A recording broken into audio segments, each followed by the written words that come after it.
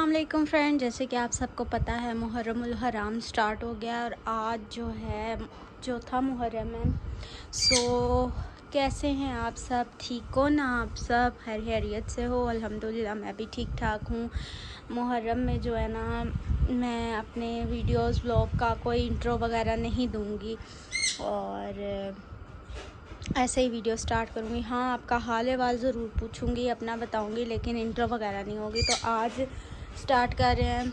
काफ़ी दिन थे जो घर की मसरूफियात थी कुछ, अब वो ख़त्म हुई है तो फिर से रूटीन पर आ गए हैं। तो मैं चादर वगैरह सेट करूँगी इस रूम की और झाड़ू वगैरह यहाँ से लगाऊँगी और आहिस्ता आहिस्ता बाकी का ब्लॉग आपको बताएंगे। टीवी पे हमने जनाब नोहे लगा दिए हैं और हम अपना काम स्टार्ट कर रहे हैं।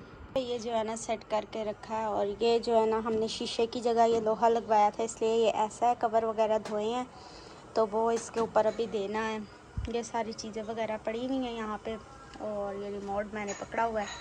और अब लाइट आजकल बहुत जा रही है इस्लामाबाद में, तो यहाँ पे मैंने जो है ना बैटरी लगा दी है चार्ज होने के लिए और सफाई करने के बाद मैं डस्टिंग यहाँ पे करूँगी इंशाल्लाह। तो आज हम बाहर से भी लगाएंगे। ये देखें गाइस कितना गंद, ये सारा मैं अभी साफ़ करूँगी।